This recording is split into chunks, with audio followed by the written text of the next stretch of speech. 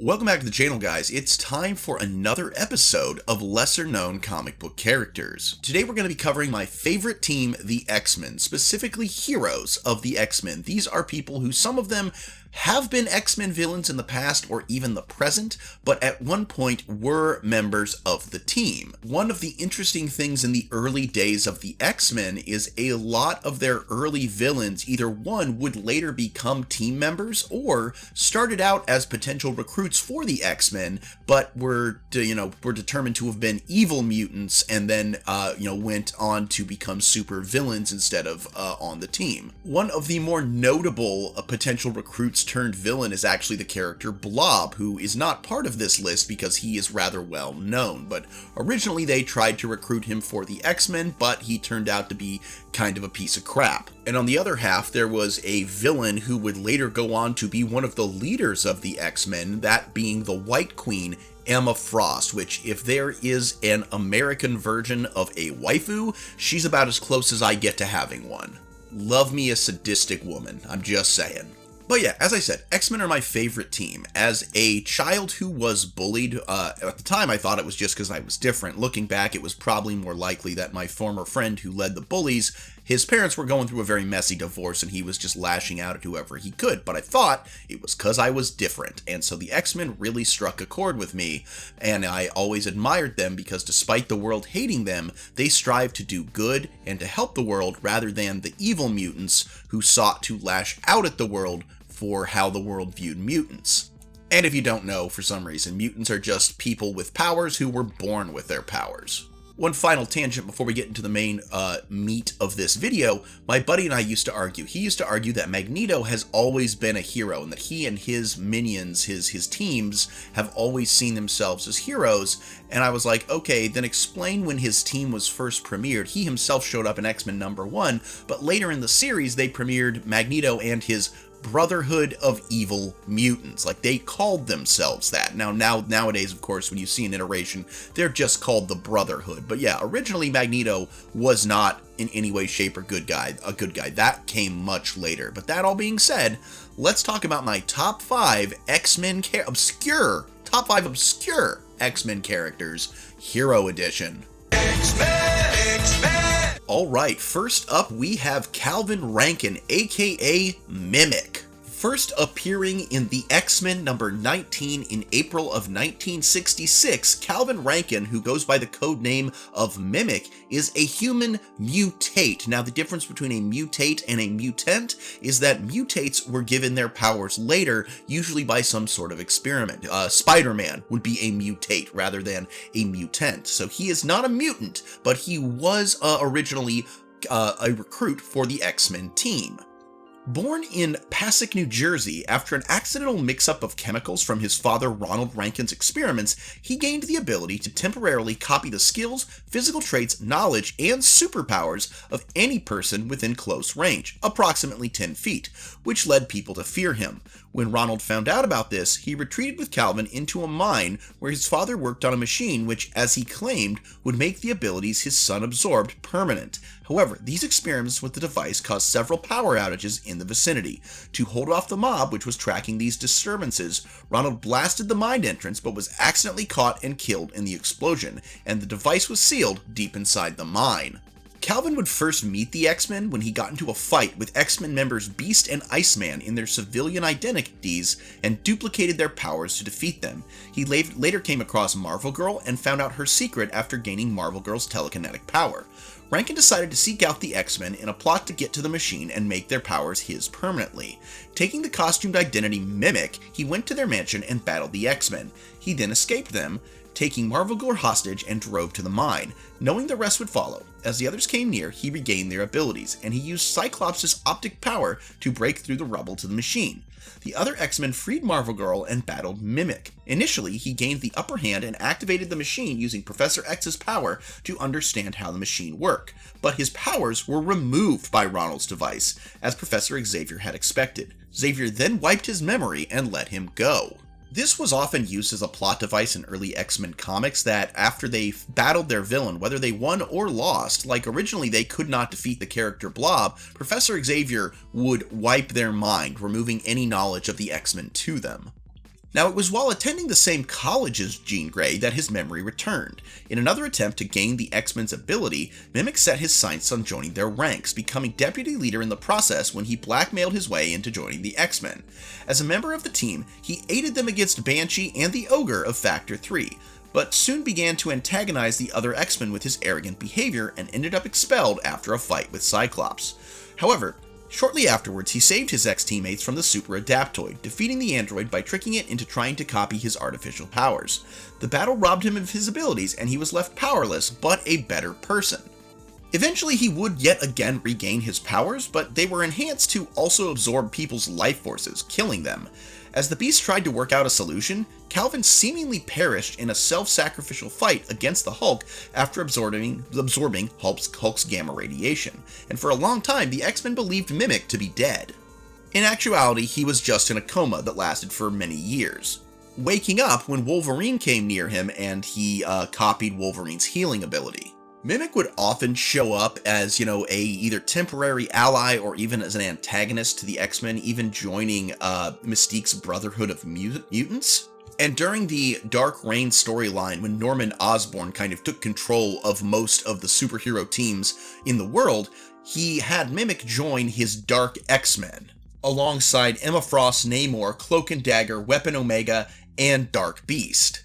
Mimic's final appearance thus far has been when he sacrificed himself yet again, this time to save the time-displaced young X-Men and help them get back to their own timeline. While a bit player in most of his story arcs, I've always found the concept of a character that can mimic the abilities and superpowers of those around him pretty cool, especially because he can mimic all of them at once. Another character I love in Marvel Comics is the Super Skrull, who has the combined powers of the Fantastic Four. So to see something like this on the X-Men, and to specifically love copying the powers of the original X-Men, which over time he has learned to permanently maintain, this of course being Cyclops' Optic Blast, Marvel Girl's Telekinesis, Beast's General Mutant ape-like physiology, Angel's Wings, and Iceman's ice powers. I just think this is a cool concept and a character that doesn't get nearly as much love as he deserves.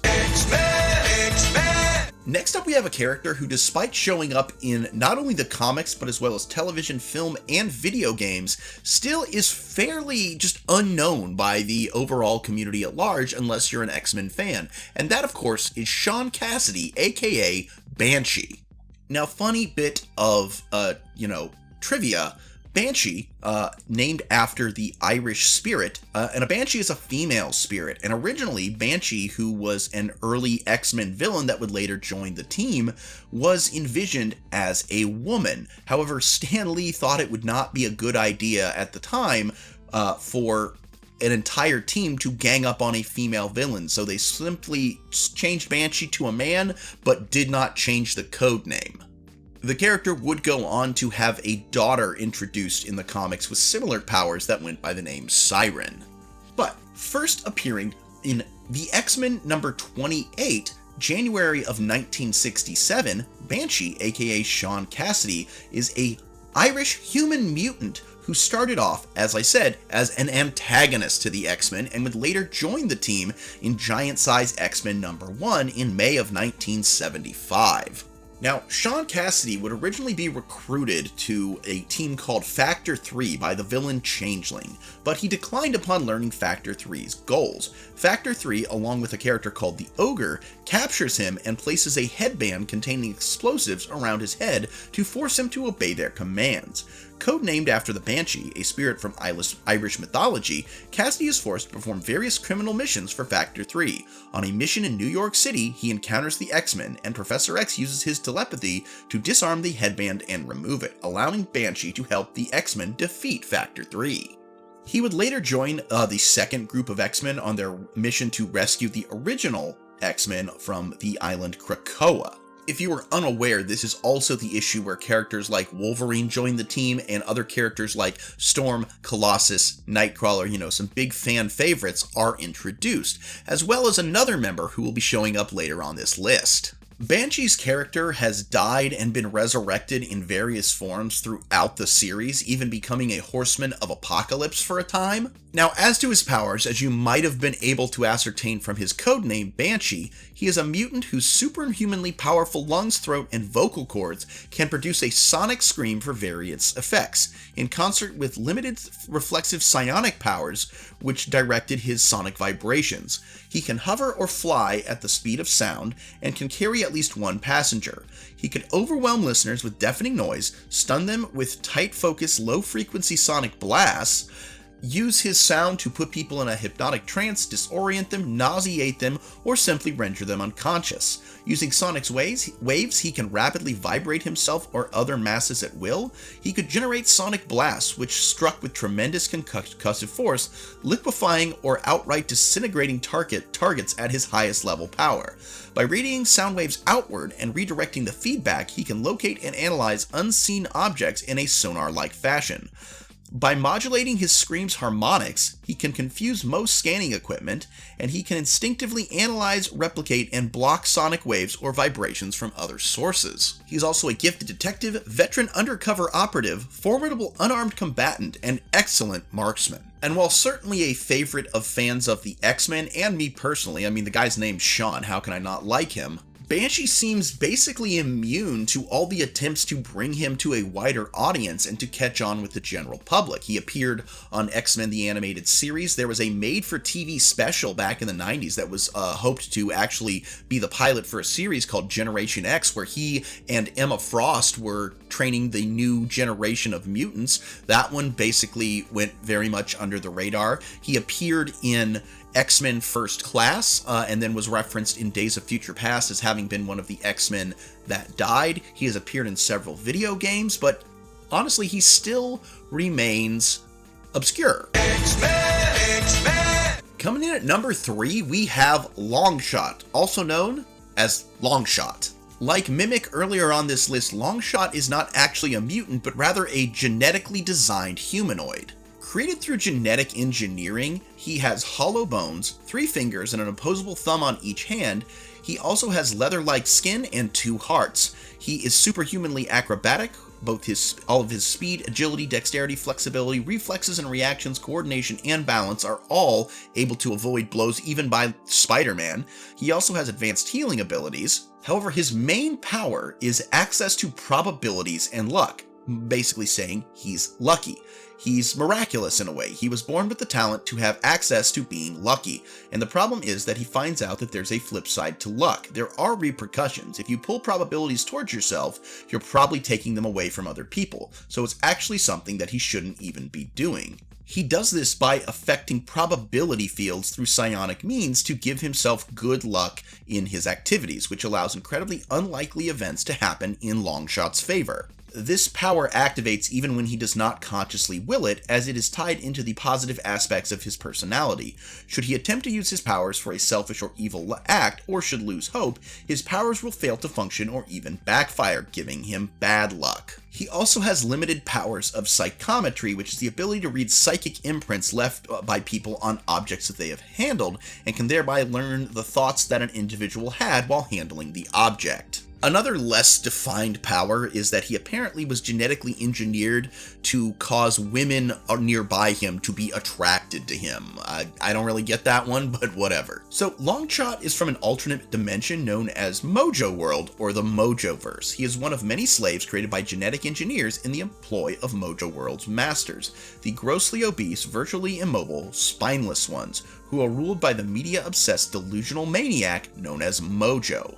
The head geneticist, Arise, gave Longshot and his other creations, such as the ram-headed Quark, free will and a conscience, hoping that one day they would rise up against their masters. First appearing in Longshot number 1 of September of 1985, an unsuccessful rebellion against Mojo World sees Mojo sending Longshot back to Earth with amnesia. While on Earth, he joins the X-Men and is on the team for some time. They rescue several mutants from the island nation of Genosha, which uses mutants as a slave caste. He soon develops a romantic relationship with the mutant Dazzler, but he suffers a severe identity crisis and eventually leaves the X-Men. Like Banshee, Longshot has been on X-Men the Animated Series and even has been in a couple video games as a playable character. However, again, unless you are familiar with the X-Men, you've probably never heard of Longshot. My introduction to Longshot was back in the 90s. They made an action figure of him, and my mom, just wanting to buy me a toy, one day comes home with the Longshot action figure. I had no idea who he was, but I thought he looked pretty cool, and I loved that action figure. Only found out more about him much later, and but still, I think he's a pretty cool character, and definitely deserves to be acknowledged, especially with all the trash that came out in the comics in the 80s. Alright guys, I do so hope you are enjoying the video. If you are, please be sure to click the like button and subscribe if you haven't already. I would also love it if you left a comment, either what are your favorite obscure characters, what theme for another obscure comic book character should I do next, even this is a new style of video for me, what do you think so far? Do you like the graphics? Do you like the setup? Do you like the way I talk? Let me know how you feel about this series. We're gonna get to the last two entries in just a second, but again, please give me one moment of your time to talk about my miniatures. I have many different types of miniatures that I make and sell on eBay and Mercari. We have fantasy, we have sci-fi, we have HeroClix and spicy HeroClix, and you will always find a plethora of X-Men characters available in my shop, especially their spicy variants. Just at a glance here, we've got Blink, we've got Marrow, we've got Psylocke, Jubilee, Kitty Pryde, Dazzler, we've got White Queen, we've got Wolverine, we've got X-Men out the wazoo. What can I say? I love the X-Men, and so can you, over on my eBay and Mercari. Please consider heading over, purchasing a mini, maybe two, maybe three. I will combine shipping for multiple orders. And hey, please consider joining the Patreon or becoming a channel member. And with all that being said, let's get back to those obscure X-Men. Alright guys, at number 4 we have Hisako Ichiki, also known by her codename Armor. Originally hailing from Tokyo, Japan, before joining the X-Men, Hisako was a member of the Xavier Institute as a student. She is also notable for being one of the few mutants to retain her powers after M-Day.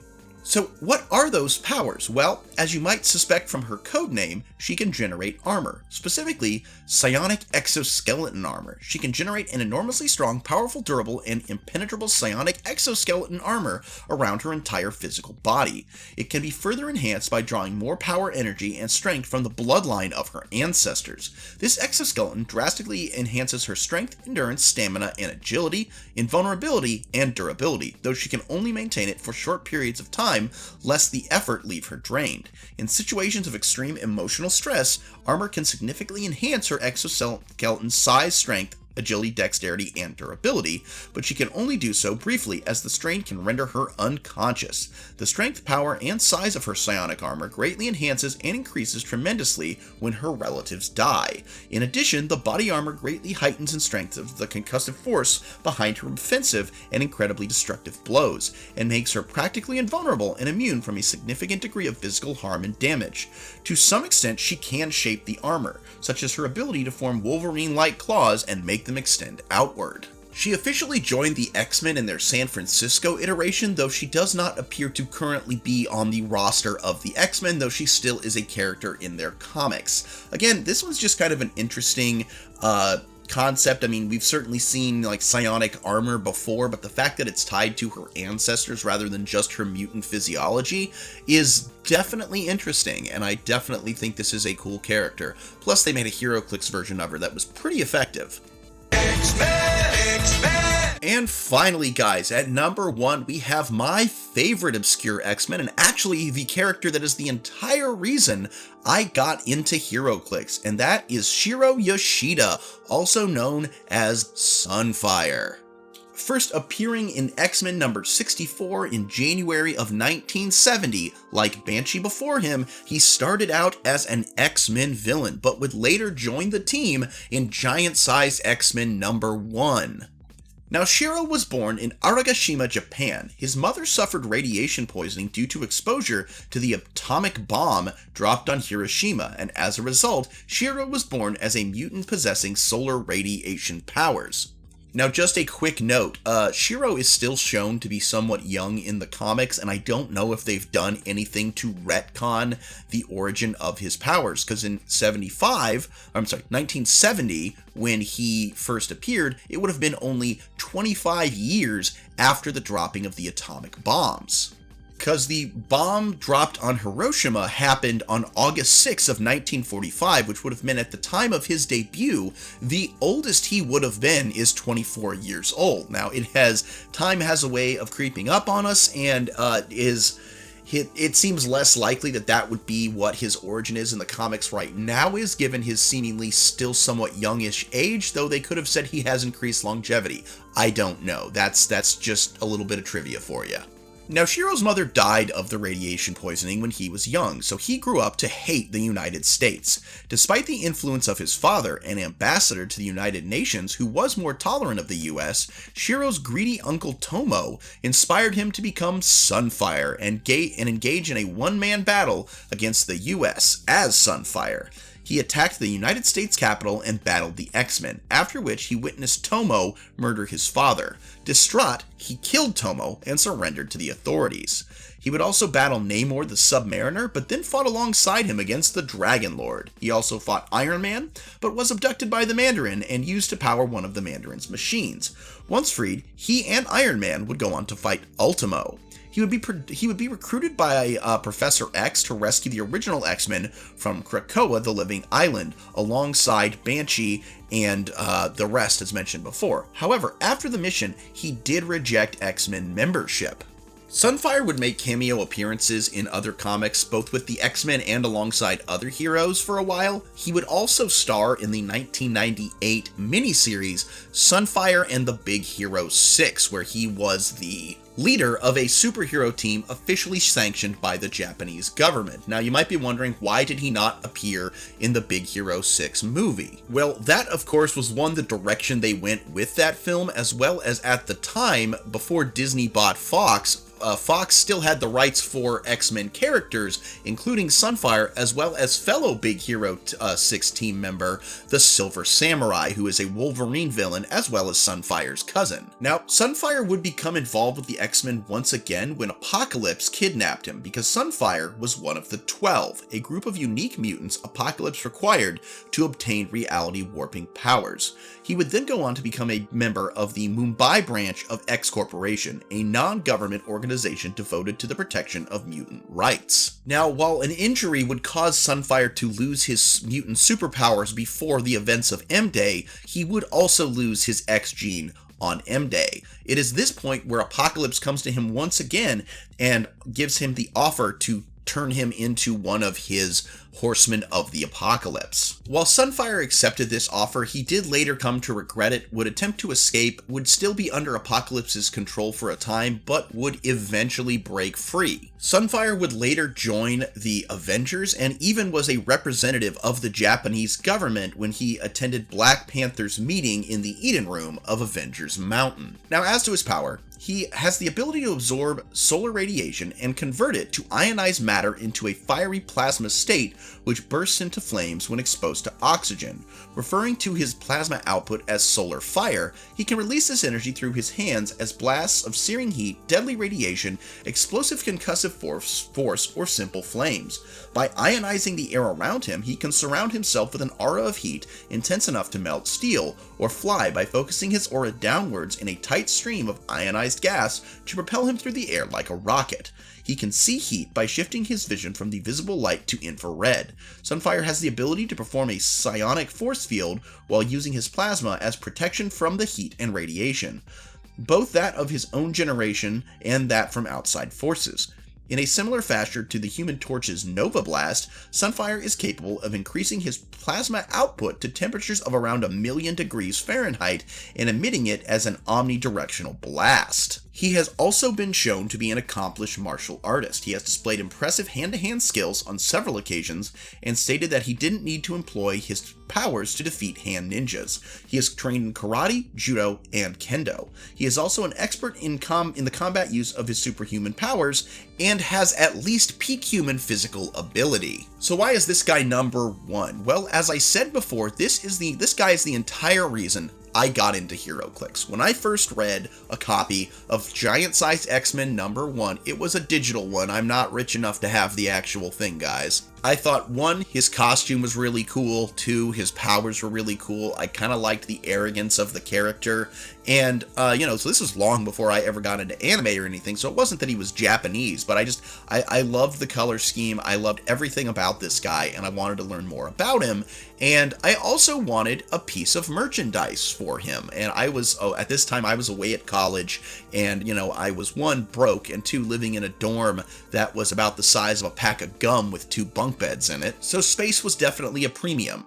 And I found this tiny little model of Sunfire available from a game I'd never heard of before called HeroClix. So I bought it. I thought it was really cool. I started buying more HeroClix, and later that summer, back at home, one of my buddies was like, well, so you collect a game that you don't play? Let's learn how to play it. And that, from the ages of 18 to 25 or 26 just about, I was obsessed with HeroClix, and it was all due to this one little statue of this one character, Zero Yoshida, aka Sunfire, and he's been one of my favorites ever since, and thus, he gets the top spot on this list, not just for being one of my favorite characters, but for influencing my life in a way that I could not have seen coming.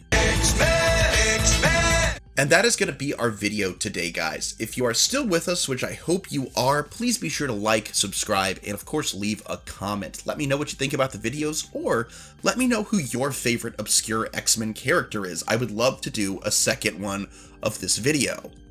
If you can, please consider buying a miniature, joining the Patreon, or becoming a channel member, but if you can't, that's okay too. Just be sure to tune in for the next video, as well as share this and the other videos around so we can get to that 800 subscribers, which is our next milestone, and again, our goal for the year is still 1,000. Until next time, everybody, I'm Mr. Sean, this is Chimera Miniatures. I sincerely hope that your favorite obscure character gets the recognition they deserve, and that you alpha great day and an even beta tomorrow. Bye-bye. X-Men!